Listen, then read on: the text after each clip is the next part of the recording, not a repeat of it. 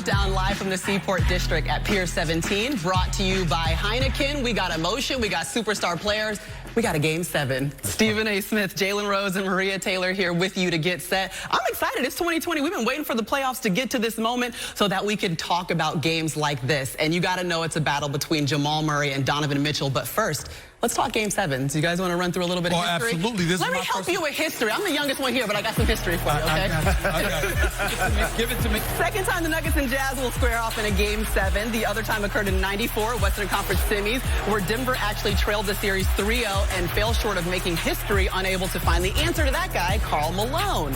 Utah was won its last two Game 7s, including back to 2007. Remember, T-Mac, Yao Ming each had 29 points, but was not enough to withstand Carlos Boozer's 35. And it was also Jeff Van Gundy's final game as an NBA head coach. For Denver, this is their third straight series, going all 7 games dating back to last season. The last franchise to play 3 consecutive playoff series, all going at least 7 games, was who?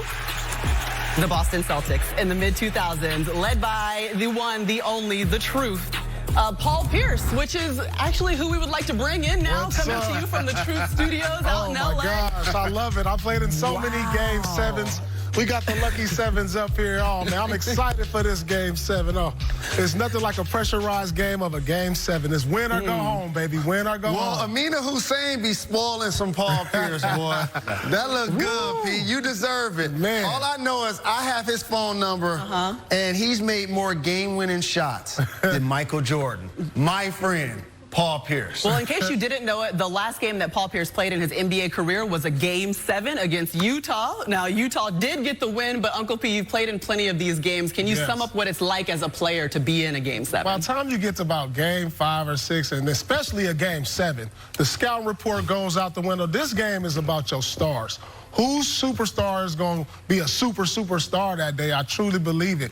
Plays are not going to work. The scout report, none of that. You got to have guys that are with heart and determination, and you got to have those dogs in these type of games. You can't expect no calls. It's mental toughness, and it's nothing like it. I mean, this is the most pressurized moment, and you got to have players that live for this moment.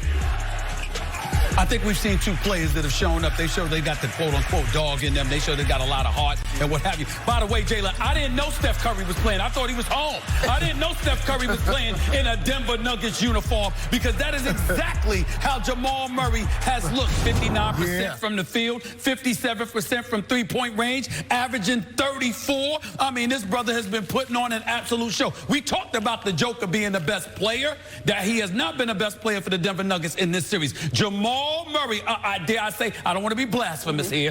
Dare I say Jamal Murray has been the truth. Make no mistake about it, especially the last 3 games, 50, 42, and 50. But there's a guy by the name of Donovan Mitchell averaging 38.7 a game in this postseason. He's going to have something to say about the outcome tonight. I'm looking forward to seeing it. So here's the Donovan Mitchell point. Hey, Utah, take cues from the Houston Rockets. When Mike D'Antoni first got the job, James Harden was playing like a traditional shooting guard. He put the ball in his hands, and he led the league in assists.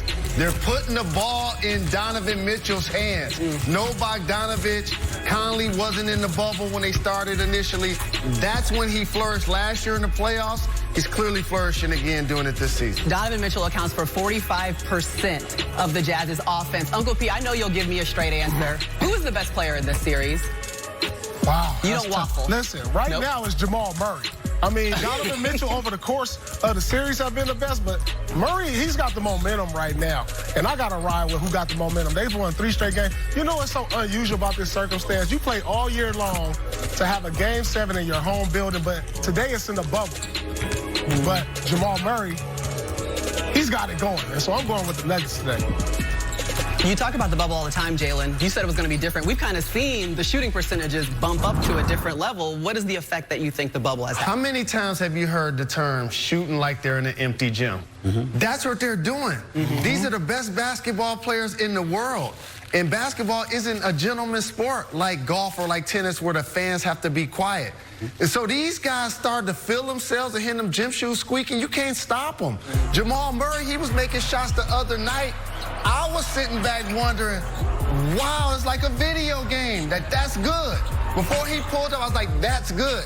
And on his three, Stephen A., off the dribble, he's shooting over 65%.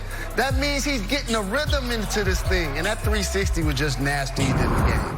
There's no question. Listen, I'm looking at this guy right now. He's been nothing short of spectacular because he's doing it off the dribble. He's getting to the hole. He's shooting the mid-range. He's pulling up, stepping back, shooting three-pointers. And then you see Donovan Mitchell answering back and forth, back and forth. They've been going at it. The difference is in a game 7 like this, Jamal Murray actually has someone definitively that he can lean on. Not just with the Joker, but even though Michael Porter didn't score a lot of points or anybody like that, the bottom line is you look at some of the other personnel that they have on the squad, plus veteran leadership, like a Paul Millsap, you've got somebody to rely upon. In the case of Utah, it's Donovan Mitchell or bust. You talk about having the ball in his hands. The difference between him and Murray, Murray got somebody to give the ball to. I'm not sure Donovan Mitchell's got anybody to give it to in a game 7. Pressure breaks pipes. It's game 7. Palms get sweaty. You know what gets tight? It's going to be a game 7 tonight, and we're going to see who steps up. I know Donovan Mitchell's going to step up, and I know Murray's going to have help. I don't know if Donovan Mitchell is going to have help,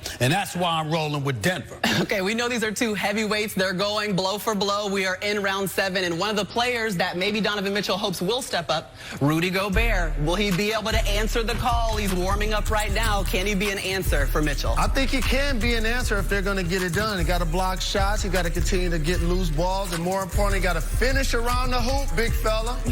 All right, we'll see if he answers the call here in game 7. Meanwhile, making history is what the playoffs is all about, but Donovan Mitchell and Jamal Murray are passing legends during this series. It's a countdown.